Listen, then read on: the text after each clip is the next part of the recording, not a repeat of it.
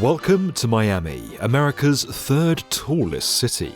In the US, only New York and Chicago, home to the very first skyscrapers, have more high-rise buildings than this corner of South Florida. And that's quite impressive for a place that didn't have any skyscrapers until the mid-80s and that now has at least a dozen under construction, including its first ever super tall.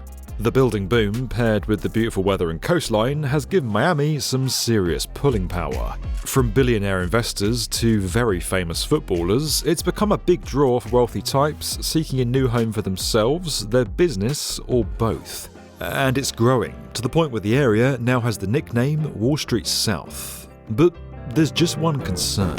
A new study from the University of Miami says around 35 of South Florida's luxury residential buildings by the sea have been sinking. This, of course, affects thousands of people that live in these buildings. Researchers here in South Florida say this could be happening for a number of reasons. A recent study has revealed that dozens of these structures appear to be sinking. So what are Amazon founder Jeff Bezos, Citadel hedge fund boss Ken Griffin, and venture capitalist Peter Thiel all have in common? True, they all have a lot of money, but the answer we're looking for is that they've all moved to Miami. At the same time, they've either expanded their companies in the city, relocated them here entirely, or are seriously considering it. Thanks to its vibrant lifestyle, pristine beaches, and warm climate all year round, wealthy individuals and the companies they lead have been flocking to South Florida in recent years. It's probably why this region's become one of the fastest growing metropolitan areas in the whole of the US. And let's not pretend the fact that you don't have to pay state income tax here isn't a factor in all of this too. Whatever the exact reason, Miami is more popular than ever, creating huge demand for lavish new places to live and work. The problem is space. While Miami might only be slightly behind New York in America's skyscraper rankings, it's about 8 times smaller by area. That means in order to develop all these new apartments and offices, the only choice is to build upwards.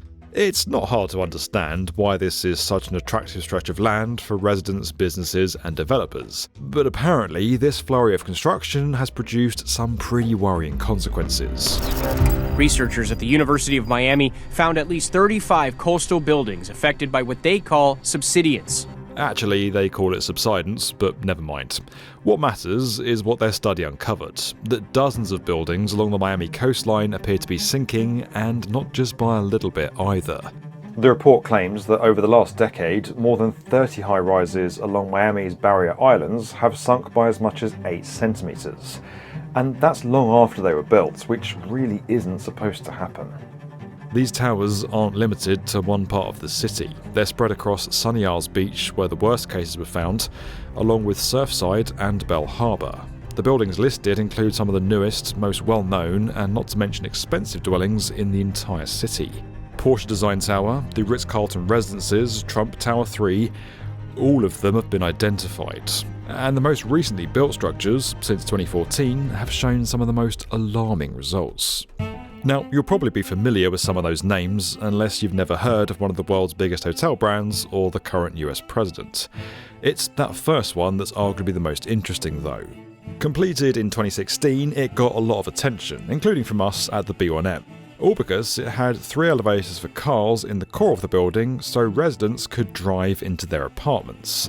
As for who those homeowners are, well, they're all people with a massive net worth, but one in particular really stands out. Football superstar Lionel Messi. So where has all this information come from? It's all come from some very smart people down at the University of Miami, working in collaboration with the University of Houston and German research centre GFZ. They used some cutting-edge tech to make their findings, which were published in the Earth and Space Science Journal at the end of 2024. Professor Falk Amerlung is the senior author of the report and was shocked to discover what came up when his team began investigating the buildings. We were surprised, yes. I'm since 20 years here looking at subsidence all over the world, and I didn't even bother to really look in Miami because I didn't really expect it, yes, because we thought it's very stable, but it is not as stable as we thought. So why is this happening? Well, after going through the data, the team came up with a number of hypotheses, and as you might have guessed, they're all to do with what lies beneath the ground. You see, the geology of this region is a little unusual. Beneath these skyscrapers, you'll find a subsoil made up of porous limestone mixed with layers of sand. Cleverly called Miami limestone, or oolite, it's made from fossils of coral and other marine life. And as this map shows, it can only be found in this specific part of Florida. According to the research, the weight of all the new buildings and the vibrations caused by their construction may have led to what's called creep deformation. That's where a solid material, like those sandy particles, begin to deform or shift after a period of prolonged stress. If that's been happening underneath the affected buildings, it could have compromised their structural stability. But that isn't the only possible reason. The removal of groundwater during the construction of those skyscrapers may have led to sand grains being rearranged as a result. Then there's the process of injecting stormwater into the ground after heavy rainfall. It's pretty common practice in Miami, but in Amelung's opinion, it isn't a good idea in a city built on this kind of rock. Limestone dissolves if you add fresh water, and the mixture of fresh water and salt water is particularly corrosive. The rates of corrosion or dissolution, it's very low, but maybe if you have a heavy building on top of it, that matters. So this is also a possible explanation. So basically, understanding ground conditions when you're working with a big old bit of real estate is really important. But as I've seen on so many other projects, getting the finances wrong can also leave you with a sinking feeling. I know how difficult it can be to keep all this stuff under control. You've got to juggle accounting, estimating and payroll, all while trying to run your actual company as well. And quite often you're stuck using systems that aren't actually designed for construction. But it's not all doom and gloom. Enter ETHOSystems.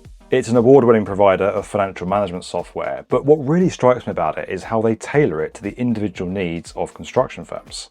Take Sage Intacct, for example. It's been an industry leader in this space for years. Get it through ETHOSystems and they'll set you up with bespoke dashboards specific to you and the other members of your team. It's a bit like going to a boutique. You're going to get a much more specialised service from someone who actually understands what their customer needs. Now, I'm not the only one who's impressed. If you want to see how other construction companies have already benefited, then click that link down there in the video description or scan the QR code on screen. When you guys go and check out our video sponsors like ETHOSystems, it massively helps the channel and enables us to keep making more of the great content that you love. Now, let's get back to Miami. What made it relevant for a space science publication is because the data in this study was taken from satellite imagery obtained via a very clever method. It's called Interferometric Synthetic Aperture Radar, or INSAR, which is not an easy thing to remember or say quickly. But basically, it's where they use remote sensors to take an image of an easily measurable part of a building, like a balcony or an air conditioning unit, something like that.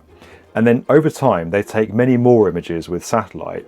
And when they have enough of them, they can look at them, study them, and determine whether or not a building has moved and identify that movement with millimetre accuracy. Now, it's important to state at this point that subsidence isn't rare. In fact, most new buildings will settle slightly following their construction.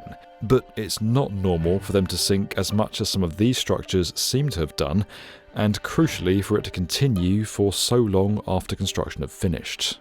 This subsidence wasn't really anticipated, at least to the geotechnical report. What I saw, they talk about we're going to get subsidence for a couple of months after construction is completed, but we see it 10 years or longer. The big question then is, how much of a concern is all this? Well, these buildings were designed to settle a little bit after they were built, but that process is supposed to stop, and apparently it hasn't.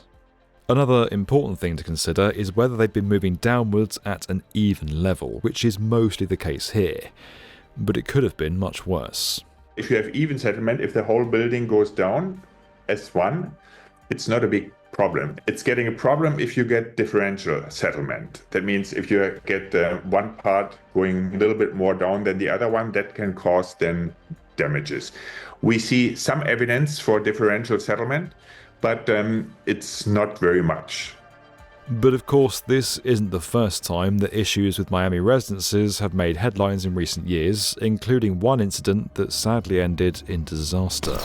The collapse of the Champlain Towers South in 2021 saw 98 people lose their lives.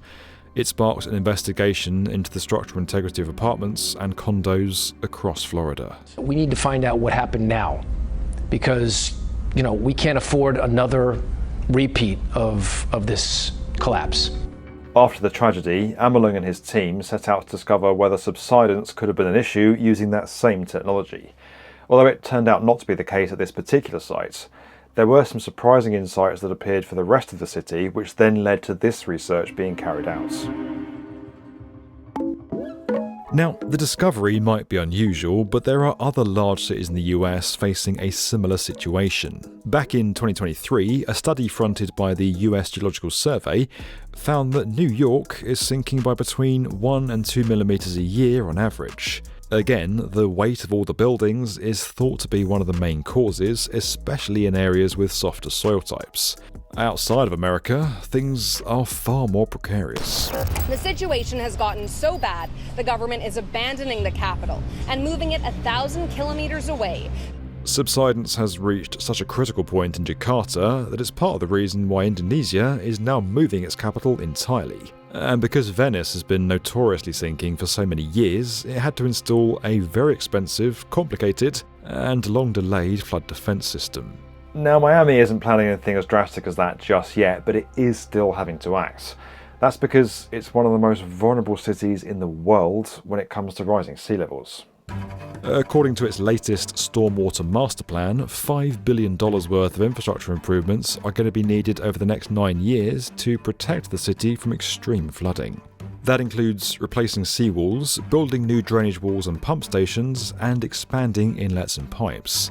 The city of Miami even has a $400 million bond set aside for investments into climate resilience schemes.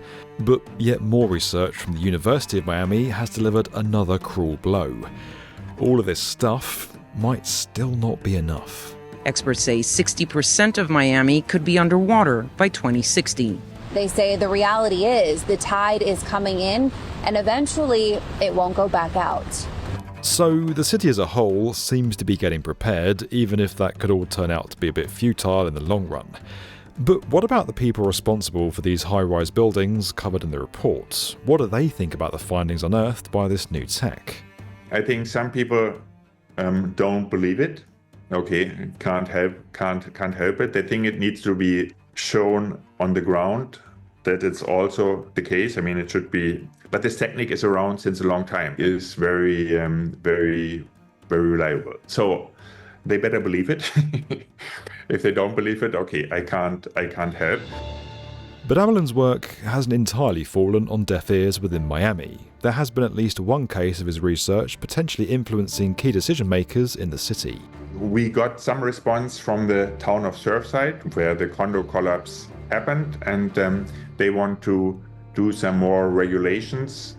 Who knows whether it's going to happen, to restrict vibrations. If the hypotheses do turn out to be true and construction activity is causing these buildings to sink, the city's authorities, as well as developers, are surely going to need to take notice. Especially when you look at what's to come. There are now more than a dozen skyscrapers under construction in Miami, including the city's first ever super tall. Although they're all being built outside of the problem areas identified in the study, others, like the Bentley residences, are being built firmly within them. With building work clearly going to continue here for the foreseeable future, Amelung is keen to keep monitoring the state of these buildings, but only if he gets the opportunity. If we get some funding, then we will do more. If you don't get, then it goes very slow. But it's certainly possible in 5 years we're going to publish another study, and then we say, oh, it was already 20 centimeters. And then people maybe will pay more attention than if it is only 8 centimeters as it is now. Miami isn't the first city to experience a flurry of new skyscrapers in a short space of time, and it won't be the last. But what we're seeing here is perhaps a sign that not everywhere is an ideal place for high-rise construction on this scale, even if the demand is there. While there's no major cause for alarm just yet, and it could end up being nothing serious, we'll keep our eye on this and see how things go down with these buildings over the next few years.